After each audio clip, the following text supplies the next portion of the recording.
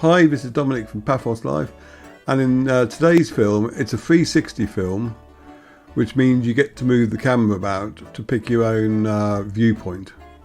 So I'm not going to give you a running commentary because I might be talking about something you're not looking at. To enjoy 360 films, you must watch them at as high a resolution as possible. So ramp it up the resolution to 5K or 4K if you can.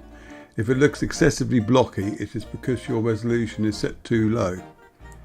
Once you are viewing the film, you can move the camera about to look at whatever you like.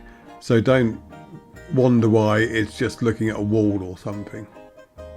On a tablet or phone, just swipe in the way you want to go. On a computer, use the mouse or the W, A, S and D keys to point the camera. If you pause the film, you can still move the camera about. If the image you see cannot be rotated and looks weird, it is likely that your viewer doesn't support 360 film. If that is the case, try viewing the film using the YouTube application.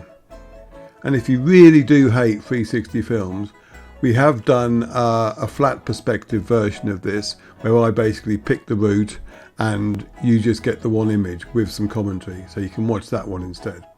Okay, cheers.